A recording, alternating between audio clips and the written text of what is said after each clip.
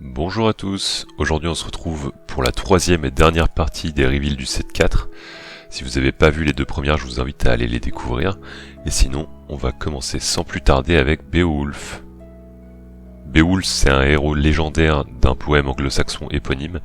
Il part affronter le monstre Grendel qui terrorise le royaume, puis vainc aussi la mère de Grendel. Plus tard, il se bat avec un dragon et finit par le tuer, mais il succombe à ses blessures. Et sur sa carte, on peut lire « Chacun de nous doit subir la mort, que celui qui le peut se couvre de gloire avant la fin », qui est donc une citation de lui-même. Et effectivement, tout le poème tourne autour de l'idée que la mort est inévitable, mais qu'un vrai héros doit chercher l'honneur et la gloire avant de disparaître, ce qui est un peu la philosophie des Bravos d'ailleurs. On a ensuite l'Acolyte Studieux. On retrouve sur cette carte Phasano. De la même manière qu'on avait pu revoir Aedith, la troupière Ordis, qui cette fois apparaissait avec une paire d'ailes, cette fois on retrouve le disciple studieux du set 1, qui a également bien évolué. On peut lire sur sa carte, le patronage d'Aphanas commence à porter ses fruits.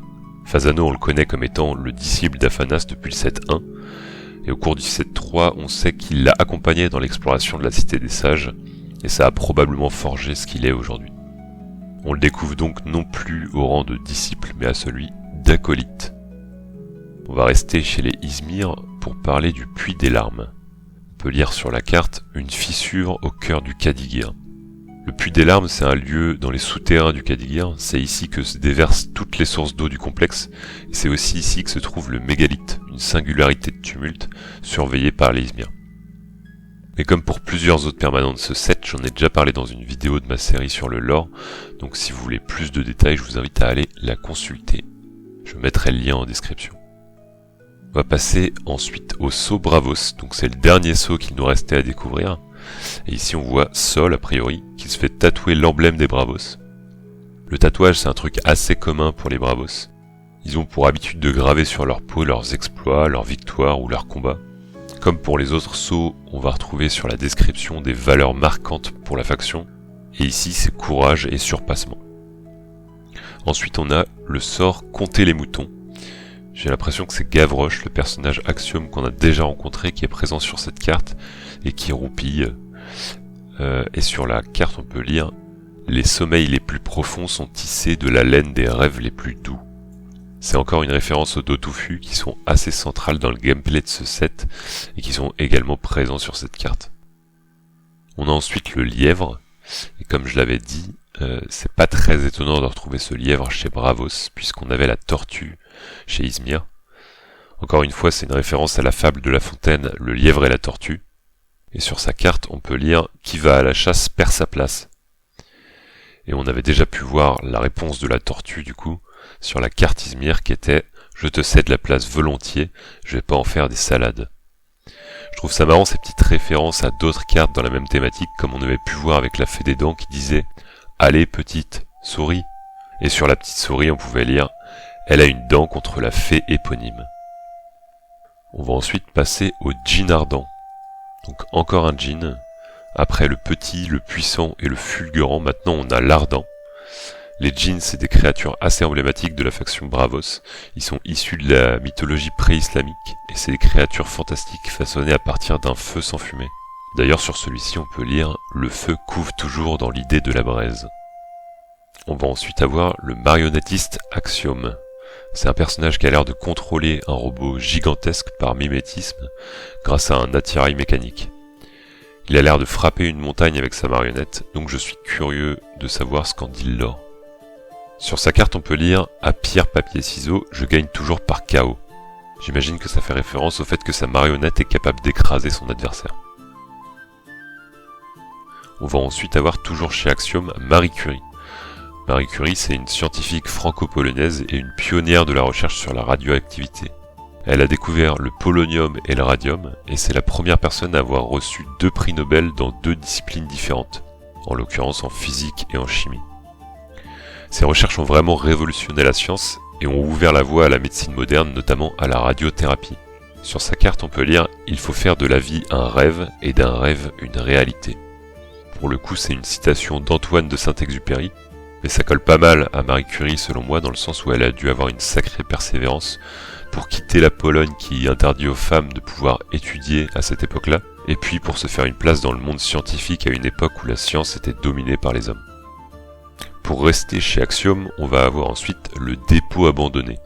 On peut lire sur la carte une citation d'Abiram. Il n'y a pas de doute possible. Ces ruines sont l'œuvre du peuple de la cité des sages. Je pense que ce Abiram, c'est Abiram Okesh. C'est un historien dont on connaît pas grand chose. Par contre, on connaît son frère jumeau, Jubal, qui est l'excavateur Bravos qu'on a découvert au 7-3. Et donc on a un texte super intéressant ici, puisque selon Abiram, on serait à nouveau sur les traces de la civilisation qui peuplait la cité des sages. Et encore une fois, ça donne très envie d'en savoir plus. On va ensuite passer sur la chasse de Sol.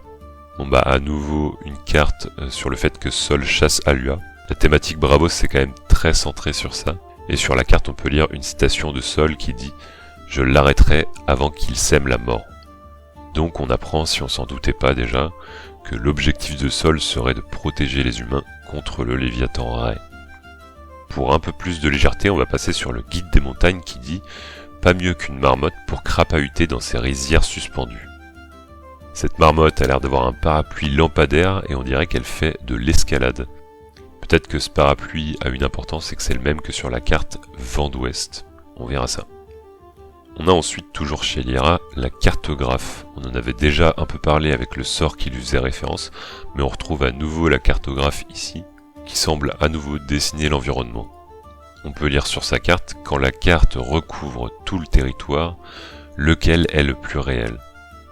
Donc est-ce que ce serait un genre d'illusion qu'elle crée pour façonner l'environnement? On va ensuite passer sur la carte Perdu dans le courant.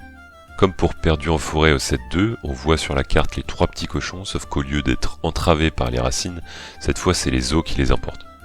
Peut-être qu'un jour on verra la carte Perdu en montagne. Sur celle-là on peut lire « Voilà pourquoi il faut lire la carte ». Est-ce qu'il y a un lien avec la cartographe, ou est-ce que c'est juste que les 3 petits cochons se sont tout simplement retrouvés dans un courant sans avoir consulté leur carte? On verra ça. On a ensuite l'atelier de peinture, donc toujours chez les Lyra. Est-ce que ce serait pas l'atelier dans lequel Nadir laisse libre cours à son art? Sur sa carte, on peut lire « La peinture des Tisdera embaume toujours le sommet du Wayfarer ». C'est en tout cas chez les Tisdera que se trouve a priori l'atelier qui est le clan Lyra de Nadir. On voit les ballons du Wayfarer également sur l'illustration, qui est bien le Sahanka du clan Tisdera. Si vous voulez en savoir plus sur les Sahanka, je vous invite à checker ma vidéo sur les Lyra, que je vous mettrai également en description. Ensuite, on va se tourner vers Muna avec la grue migratrice. Je l'avais pas évoqué, mais c'est un oiseau qu'on retrouve sur pas mal d'illustrations du set, notamment l'image de présentation du set ou la parachutiste en wingsuit. Ça commence à faire pas mal d'oiseaux chez Muna sur ce set d'ailleurs. Et on peut lire sur celui-là, quand les grues entament leur migration, c'est le signal que le moment est venu de voguer vers d'autres horizons. Effectivement, sur l'image de présentation du set du coup, elles accompagnent les corps expéditionnaires dans leur voyage. Ensuite on a Tané, c'est une divinité majeure de la mythologie maori, c'est le dieu des forêts et des oiseaux. Il est aussi associé à la création des premiers hommes et à la connaissance, et c'est un symbole de vie, de nature et d'équilibre. Sa citation c'est « Enraciné comme un arbre, libre comme les oiseaux, il est la force de la nature ». Toujours chez Muna, on a le défi de Puff. On voit Puff du coup, l'alter ego de Kaori, qui donne un coup de tête à un personnage. On peut lire sur la carte « Porter du rouge était peut-être une erreur ». Ce personnage est probablement un Bravos, au vu de la couleur de ses vêtements, et également de sa lance qui ressemble fortement à celle que porte la harponneuse Bravos. Donc est-ce que c'est Kaori qui s'oppose aux Bravos dans leur chasse contre Alua? Probablement, mais on verra ça.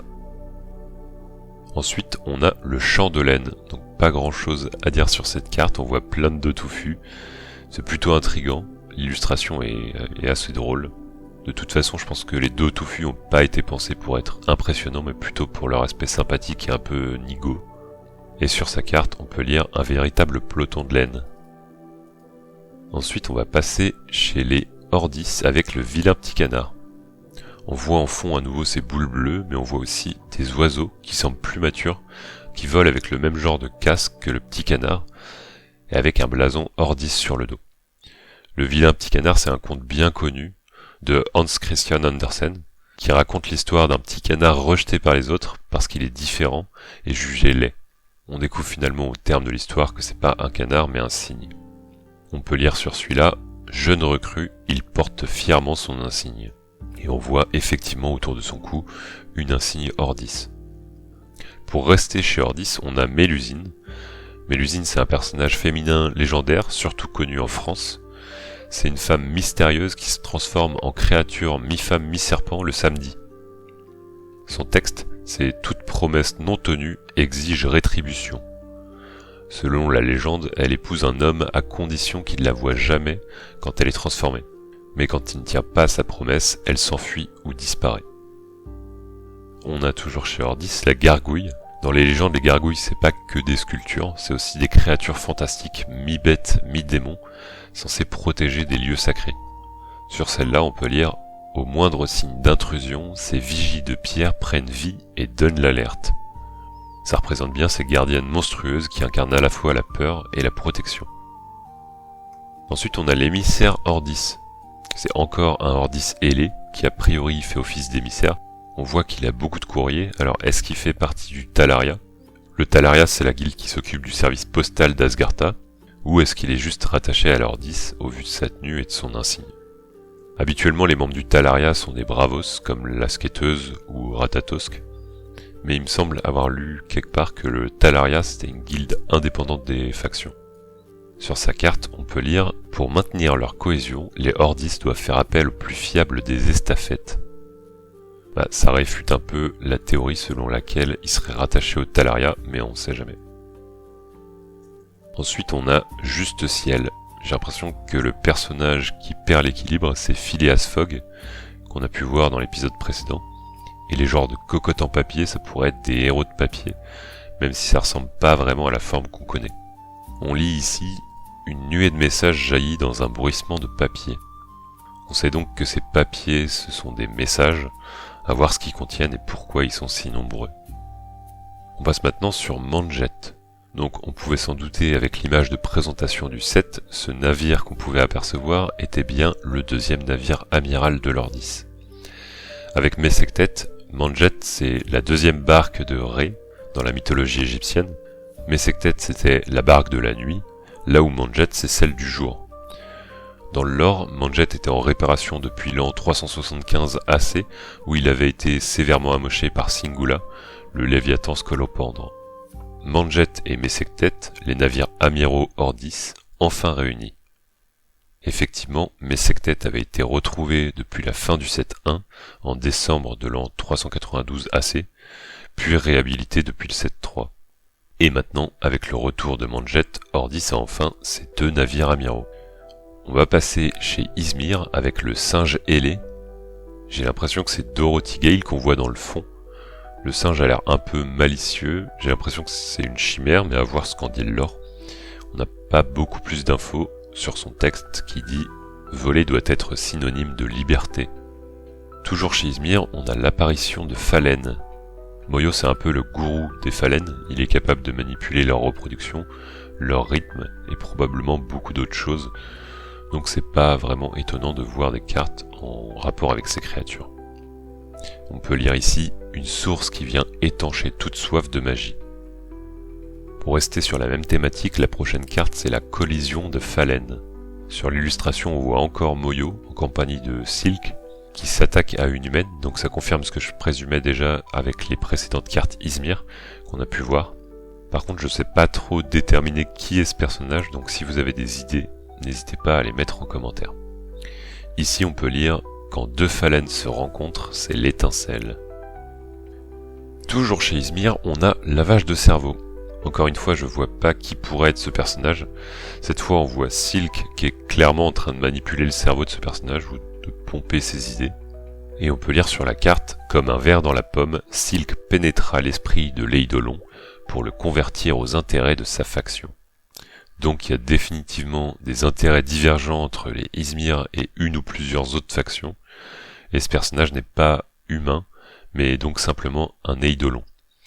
Ça n'empêche que c'est assez inquiétant, et il me tarde vraiment d'en savoir plus. Ensuite on va passer à l'APA. Ça a l'air d'être encore une manipulation de l'esprit de la part des Izmir, mais cette fois d'un dos touffu et pas d'un eidolon. On peut lire ici, on dit que l'herbe est toujours plus verte ailleurs. Je sais pas trop le contexte qu'il y aura autour de cette carte, mais dans le gameplay, il est question d'un changement de camp à nouveau. Donc on reste dans la même thématique. Chez Lyra, cette fois, on a Eris, qui est à nouveau une déesse de la mythologie grecque. C'est la déesse de la discorde et du chaos. Sur sa carte, on peut lire 100% des perdants ont tenté leur chance. C'est vrai que l'effet de sa carte reflète bien cet aspect de pari qui pourrait s'apparenter au chaos. Sur l'illustration, on voit que les chiffres de son dé sont formés par des pommes dorées, et c'est pas anodin. Dans la mythologie, elle est surtout connue pour avoir jeté la pomme d'or qui portait l'inscription « à la plus belle », mais sans mentionner de nom. Du coup, Héra, Athéna et Aphrodite revendiquent cette pomme, ce qui mène à une rivalité assez importante et même à une guerre, la guerre de Troie. Chez Mouna, cette fois, on a l'intervention de Kaori. On a l'air d'assister encore une fois à un épisode de chasse des Bravos, avec Kaori qui se tient sur l'oiseau cuirassé une nouvelle fois pour s'opposer aux Bravos et protéger Alua, qu'on distingue derrière les nuages. Le Léviathan a d'ailleurs l'air d'être pas mal blessé, et on peut lire sur la carte « Cette chasse insensée doit cesser ». Ça confirme qu'on doit se trouver entre la chasse de Alua et la cérémonie du Musubi pour lier Alua et Sol. On va passer sur une autre déesse grecque, Nike, celle de la victoire cette fois. Elle est souvent représentée avec des ailes d'or et une couronne de laurier. Donc ici, l'illustration de l'unique coche tous ses attributs. Et on peut lire sur sa carte, quand elle étend ses ailes, sa victoire résonne pour l'éternité. Dans la mythologie, elle incarne le triomphe dans les batailles ou dans les compétitions. C'est d'ailleurs comme ça que se dit victoire en grec, Nike. Et c'est aussi elle qui a inspiré la marque Nike, qui s'inspire de son nom, mais également de ses ailes pour styliser son logo. Chez Ordis également, on va retrouver le vigile. C'est pas un vigile qui a l'air super efficace au vu de son niveau de mélatonine, mais par contre il a Jolibot, qui va enlever sur sa version rare pour une raison inconnue.